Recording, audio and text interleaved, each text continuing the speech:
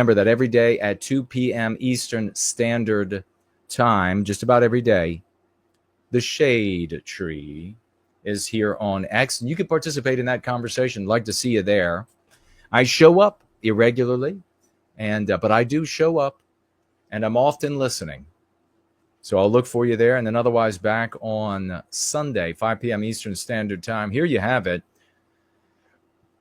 Look at this peach. She's a registered Democrat voter, and she's finally seeing the indoctrination taking place after her 11-year-old daughter. I almost don't like to call anti-whiteism indoctrination because it implies that there is something that people are being indoctrinated from.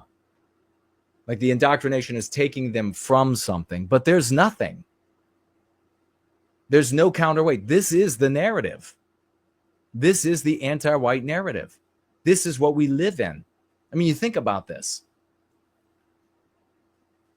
Like if you lived in a country, if in Israel, and you started teaching the Jewish kids something contradictory to what the people hold, or what most of the people hold, opinion on A, B, or C in Israel, that could be deemed indoctrination because there is something that you're taking them away from. But what are they taking the children away from? This is the air we breathe, is anti-whiteism. But we'll proceed. Registered Democrat woman here in this clip. But Wall Street Apes is saying she's noticing the indoctrination taking place after her 11-year-old daughter came home from school saying, quote, "I hate Charlie Kirk." She's never spoke of Charlie Kirk, the daughter or the mother, but learned to hate Charlie Kirk at school. She's had enough. Quote, "They're teaching this in school. My turning point was when I realized they're influencing my children for real. That is actually influence on my child. For my child to turn to me and say, quote, 'I hate him,' close quote, for no reason. She couldn't back it up. That was my turning point," close quote. That's anti-whiteism. That's the anti-white instructor. Let's hear what this woman has to say in her own words. When Charlie first died, when I first found out, I got to turn her up some for me. I don't know if I can turn her up for y'all. Hold on. She's a little quiet. I have to have the AC on because I'm that kind of guy. All right. Let me see for y'all. All right. As loud as it gets. I was upset. I didn't follow Charlie, but I would see his, videos online all the time, and I would think, wow, this guy, I don't know if I agree with everything he says because I didn't follow him like that. But this guy has like this open dialogue. It's very refreshing. I never saw it, and I respected him for that. Now, I'm a registered Democrat, but for the last 3 elections, and before that even, I don't vote for party. I vote for whoever I think is going to be the best and whoever we need. Having said that, I have realized that I do lean more on the conservative side now. But the one thing that really, really brought it home for me, the day Charlie died, my daughter came home from school. She's 11 years old. We live in Jersey, in Hudson County. It's very democratic, liberal area. Anti-white. Retranslate. And, my daughter goes to school. They're in 6th grade. These children have a lot to say about Trump supporters. And my daughter, from peer pressure and whatever, has felt weird that I'm a Trump supporter. And when I asked her when she got home, if she knew who Charlie Kirk was and what happened, she turned to me and said, "Yeah, I hate that guy." I want you to think about inoculating this daughter. What are the consequences of not inoculating her? The mother, her own mother, says she votes. They have very little political discussions in the House, but she votes for the person that she thinks will be best for people. But she is a registered, so she's obviously leaning that way, registered Democrat, voted for Democrats, family probably Democrat. A lot of white people in America, working class white people, are Democrats. They vote Democrat, even though it's clearly hardcore anti-whiteism for a long time now. Don't care about the white population at all. You can look at these unions that were blue collar unions, and they were 100% white or 99% white. Now they're 50% non-white, and it's growing fast non-white. And the white people in those unions, they just keep voting for the policies that are white erasing them. It's a consequence of anti-whiteism. So this woman is in her household with her daughter, her child, only 11 years of age. Remember, I talked about in Crucible, where when I began at 11, speaking to my friends, my peers, as well as the teachers, and asking, like, hey, why are things so anti-white? Why are we not allowed to be proud? Why are, on and on? And I mentioned in the book, there's an actual part where I talk about the females responding to me. So this is so apropos. Responding to me as if they had this lifelong experience of knowing anyone holding a particular set of views meant that they wanted to murder non-white people, especially innocent non-white people. They wanted to liquidate them. They wanted to Holocaust them. They on and on and on. That's how they talked to me, as if they had lived these lives. Well, they had, hadn't they? In fiction. They had lived them in fiction. That's how they could spew this invective, this wild, frothing invective at me. I know what you are. And I wasn't talking anything about harming non-white people. I was 11. I was 12. I was 13. I was saying, what about us? Why do all of the awards at school, why do so many of these awards go to non-white kids when they're a fraction of the population? And on top of that, you have the non-white only awards. Why was there a group, the international group, which really just meant the non-white group for pride about non-whites, but there couldn't be a white group? That meant that you were Hitler. That meant that you were Ku Klux Klan. Her daughter has been trained to be this psychotic, anti-white, brain-poisoned animal because she didn't inoculate her.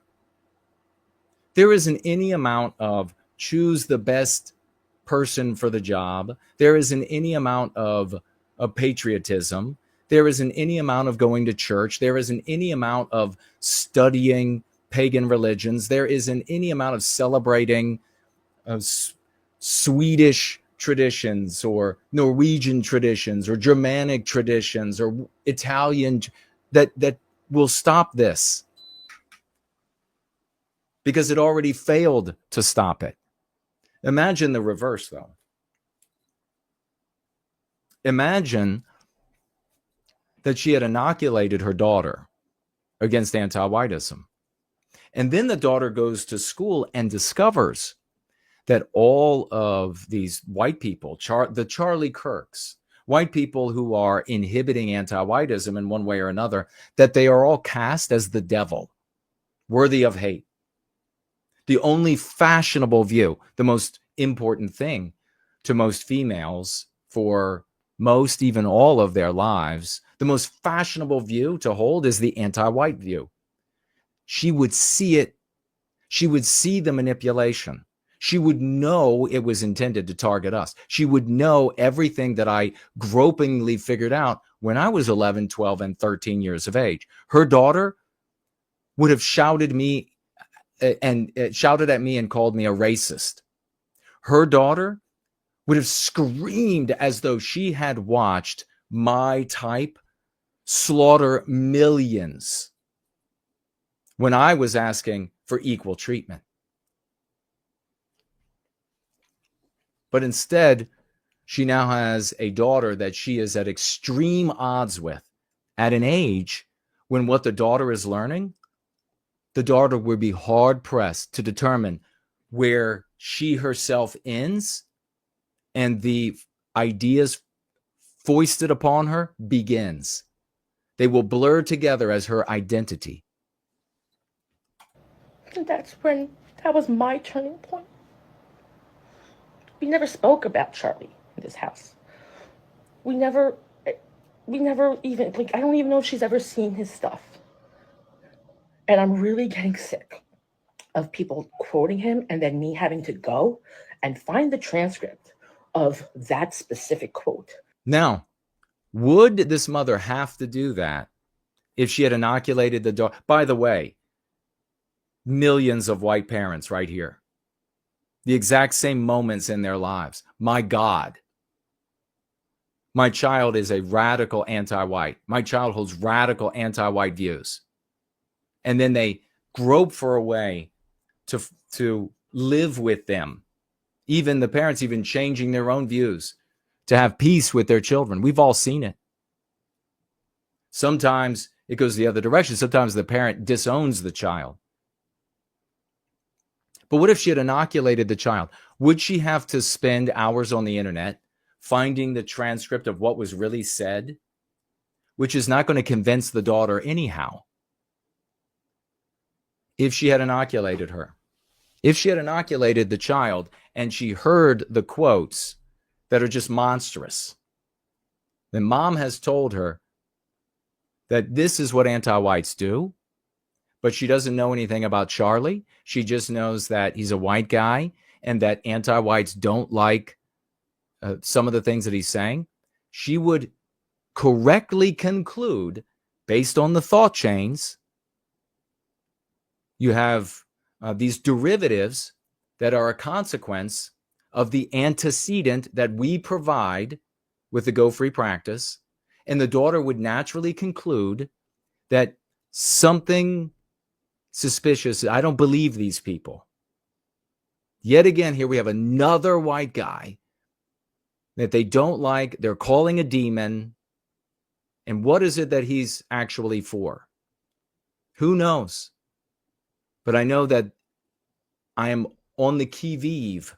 I am keeping an eye out for that sort of attack, that sort of verbal attack on everyone that anti-whites don't like.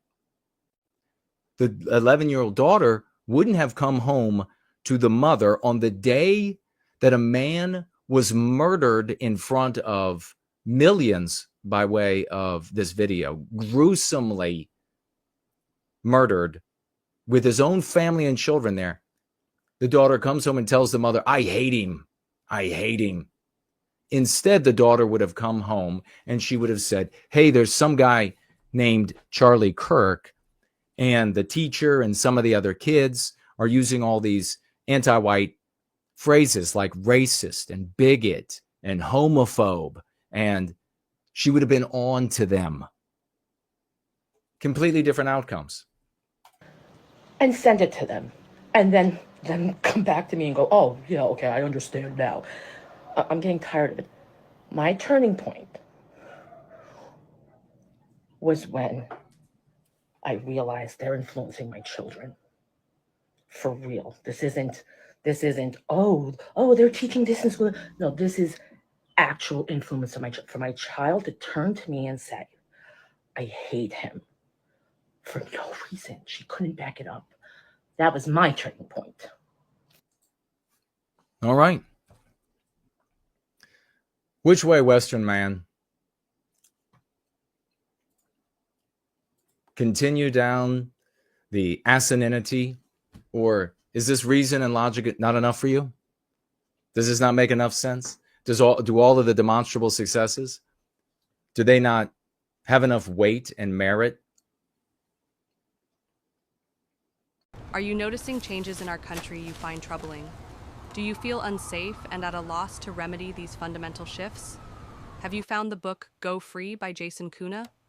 The Go Free method provides excellent meme curatives and specific language skills to overcome the anti-white psychological warfare being waged against us across the West.